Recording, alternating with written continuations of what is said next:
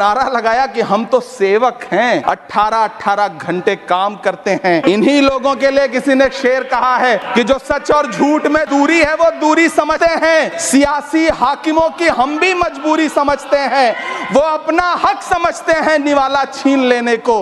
डकैती को बहुत से लोग मजदूरी समझते हैं। जब आप इनसे सवाल पूछिए तो ये कहते हैं कि आप बताइए 70 साल में आपने क्या किया है। मैं तो इस सदन में कहना चाहता हूं सभापति महोदय कि हमसे 70 साल का हिसाब मांगने वालों, जो सरकार अपना चलाया हुआ 2000 का नोट 7 साल नहीं चला सकी, वो हमसे 70 साल का हिसाब मांगती है। इस सरकार ने नोटबंदी लगाकर देश की आम जनता की पूंजी छीन ली, पेपर लीक करवा करके युवाओं की आंखों से नौकरी के सपने छीन लिए, अग्निवीर लाकर देश के जवानों की उम्मीदें छीन ली, बुलडोजर लगाकर लोगों के आशियाने छीन लिए, महंगाई लाकर देश की जनता की थाली से निवाले छीन लिए। बैठ करके बड़ी बड़ी बातें करना आसान है, ये चूनर धानी धानी भूल जाते, ये पुरवा की रवानी भूल जाते, जो आकर 4 दिन गांव में रहते तो सारी लंतरानी भूल जाते। सभापति महोदय, इलेक्टोरल बॉन्ड खरीदने के नाम छुपाने वाली सरकार, इलेक्टोरल बॉन्ड खरीदने वालों के नाम छुपाने वाली सरकार इन दिनों आम के ठेला लगाने वालों के नाम जानना चाहती है।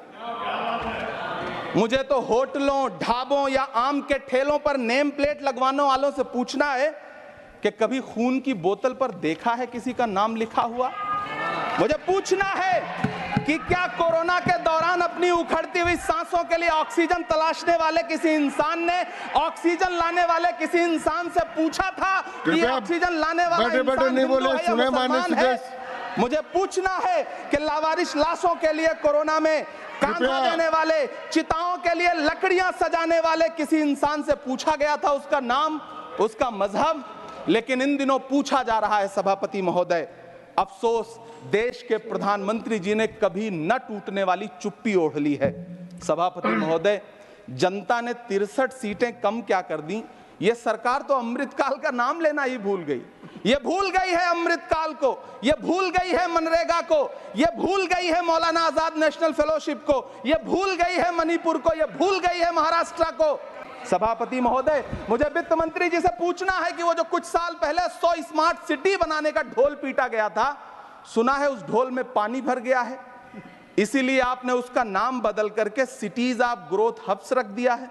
अच्छा है, नाम बदलने का खेल खेलते रहिए, आपकी कई सरकारें तो इसी वजह से चल रही हैं।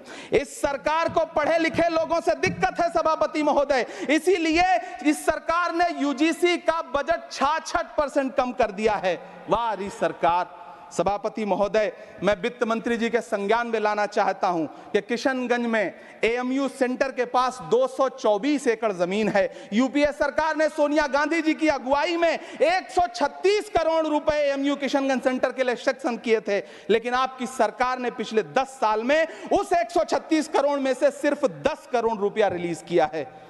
1.5 करोड़ की आबादी वाला सीमांचल बेहतर शिक्षा के लिए उस सेंटर की बाट जोह रहा है। मेरा आपसे सवाल है कि इस सेंटर का बाकी पैसा आप कब रिलीज करेंगे? मुझे उम्मीद है वित्त मंत्री महोदया जवाब जरूर देंगी। सीमांचल उसी बिहार में आता है जिसकी बैसाखी के सहारे आपकी सरकार चल रही है। वहां के लोगों को एम्स की जरूरत है। महानंदा और कोसी से होने वाली बाढ़ की तबाही को रोकने के लिए बांध बनाइए, सीमांचल के साथ सौतेला व्यवहार बंद करिए। इकोनॉमिक कॉरिडोर बनाने से किसी राज्य का विकास नहीं होगा, विकास होगा स्वास्थ्य और शिक्षा के बुनियादी मुद्दों के लिए बजट देने पर।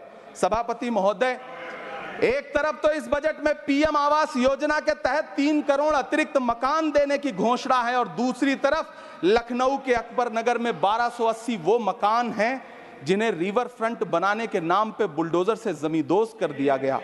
सभापति महोदय, लोग चीखते रहे, बच्चे बिलखते रहे, वसुधैव कुटुंबकम का नारा लगाने वाली सरकार इंसानों के घरौंदे उजाड़ कर जश्न मना रही है। सभापति महोदय, मेरा बहुत भावुकता के साथ देश के प्रधानमंत्री से सवाल है कि इन उजड़ते हुए मकानों और बेघर होते हुए घरों को देख करके आपको नींद कैसे आती है, आप सो कैसे पाते हैं? मेरा सवाल है इस देश के प्रधानमंत्री से, या तो लोगों के घरौंदे उजाड़ना बंद करिए या फिर करोड़ों मकान बनाने की झूठी घोषणाएं करना बंद करिए।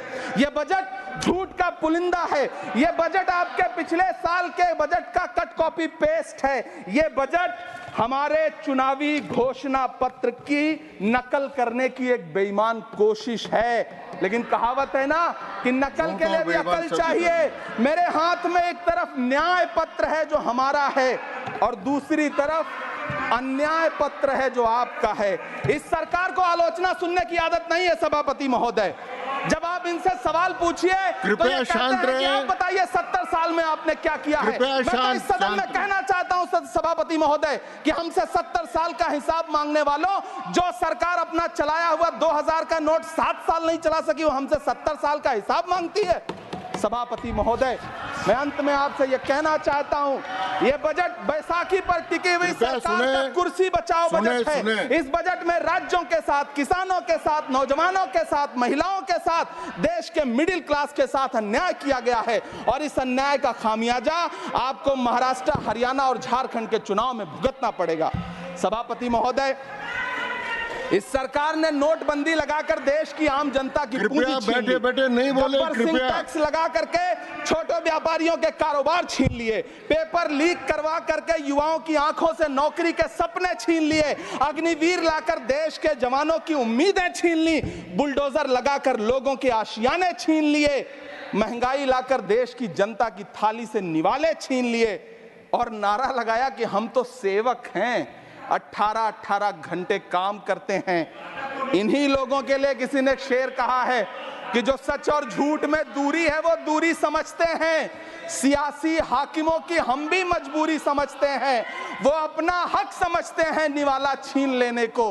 डकैती को बहुत से लोग मजदूरी समझते हैं। हमें पता है कि कैसी मजदूरी की जा रही है। सभापति महोदय, मैं यहाँ खड़ा होकर के अंत में आपसे कहना चाहता हूं कि इस बजट में तमाम राज्यों के साथ अन्याय किया गया है, इस बजट में युवाओं के साथ अन्याय किया गया है।